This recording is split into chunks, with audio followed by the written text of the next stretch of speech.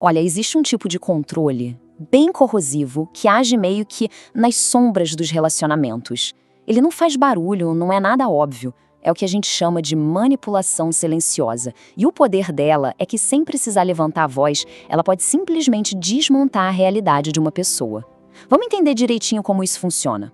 Essa frase aqui, ela resume perfeitamente a essência da coisa. Não é um golpe forte e rápido, sabe? É mais como um veneno que vai agindo aos pouquinhos, minando a autoestima e a clareza mental, até que a pessoa começa a duvidar de tudo que vê e sente. Então, para definir bem, a gente está falando de uma tática psicológica que não é direta. Ela usa passividade, usa ambiguidade e muitas vezes a pessoa se coloca como vítima para controlar a percepção do outro. O ponto-chave é justamente esse, o poder está na sutileza. Como é tudo muito vago, o manipulador pode sempre negar, né? E aí quem sofre fica confuso, se questionando o tempo todo. E aqui a gente vê a diferença de um jeito bem claro. De um lado tem o agressor explícito, as ações são diretas, não tem como negar, ameaças, críticas abertas. Do outro lado, o manipulador silencioso, as armas são outras, são invisíveis, a ambiguidade, o ato de reter carinho ou atenção, aquela narrativa de que ele é a vítima. É uma agressão escondida e por isso é mas tão difícil de identificar e de peitar. Certo. Agora vamos entrar no que seria o manual do manipulador. É importante entender que isso não acontece por acaso. Não são ações aleatórias. São táticas mesmo. Um conjunto de estratégias pensadas para ter controle psicológico sobre o outro. Mas afinal, o que está por trás desse silêncio? O que motiva esse comportamento? E o interessante é que, muitas vezes, isso não vem de um lugar de força, não. Pelo contrário, geralmente vem de uma insegurança muito grande, um medo de confronto, sabe? A agressividade passiva vira uma arma. E tudo isso é movido por uma necessidade enorme de controle e uma empatia bem baixa pela dor que causam. A primeira tática, e talvez a mais famosa hoje em dia, é o gaslighting. É basicamente uma forma de abuso que ataca diretamente a percepção da realidade de alguém. O objetivo é desestabilizar a pessoa a tal ponto que ela começa a duvidar da própria memória, da própria sanidade, e aí, claro, ela se torna dependente da versão dos fatos que o manipulador conta.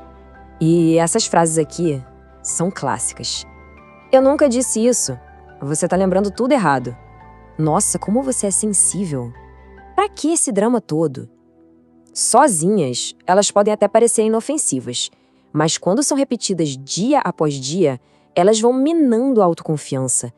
Elas tiram o foco do problema real e colocam a culpa na reação de quem está sofrendo. Agora, a segunda tática, o tratamento de silêncio. E aqui a gente precisa ter uma coisa bem clara. Isso não é só ficar quieto, não é falta de comunicação. É uma forma ativa de punição.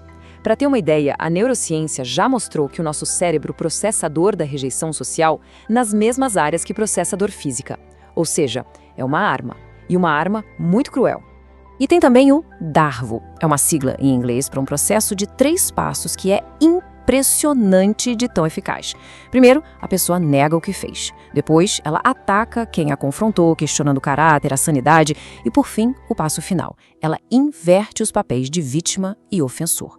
De repente, quem acusa vira o culpado e o agressor vira a vítima da história. É uma virada de mesa completa. Bom, agora que a gente já viu as táticas, precisamos falar do impacto disso tudo. As feridas desse tipo de abuso não aparecem no corpo, né? Mas elas são muito, muito profundas e podem durar por anos, afetando a saúde mental de um jeito devastador. Um dos principais efeitos é o que muitos descrevem como uma névoa de confusão. É como viver num estado constante de incerteza, duvidando do que se sente, do que se pensa.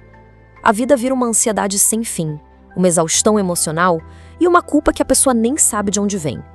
É um estado muito desgastante. E quando essa exposição ao abuso se prolonga por muito tempo, as consequências podem ser ainda mais sérias. Pode levar a um diagnóstico clínico chamado transtorno de estresse pós-traumático complexo. Diferente do TEPT comum, que vem de um evento único, o complexo vem de traumas repetidos, crônicos.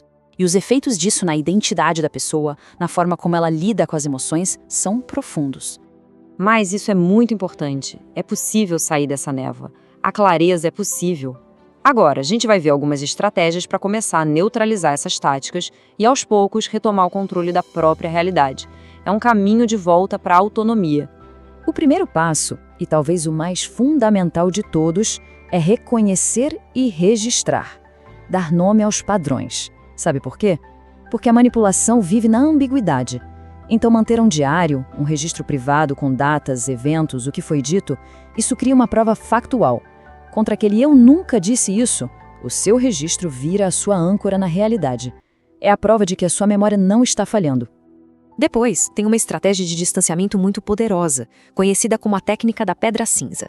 A lógica é bem simples. Manipuladores se alimentam da nossa reação emocional, seja raiva, tristeza, qualquer coisa.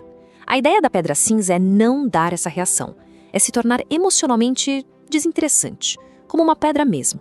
Sem o alimento emocional, a tendência é que o manipulador perca o interesse. E junto com isso, vem a parte de estabelecer limites bem firmes. Aqui tem alguns exemplos de frases que podem ser usadas. Veja que não é sobre entrar em briga, não é sobre discutir, é sobre declarar com calma a sua realidade e o seu limite. Algo como "eu não sou responsável pela sua felicidade" e corta uma tentativa de chantagem emocional. E a frase "minha memória sobre isso é clara, não vou debater a realidade", essa é de um poder imenso para parar o gaslighting na hora. E para fechar, fica essa reflexão. Qual é o verdadeiro custo de uma falsa paz? Porque muitas vezes as pessoas aguentam essa manipulação toda em nome de evitar conflito, de manter uma suposta paz. Mas essa paz tem um preço. E o preço é altíssimo, é a perda da autoestima, da clareza, da própria identidade. Pensar sobre esse custo talvez seja o primeiro passo para começar a fazer uma escolha diferente.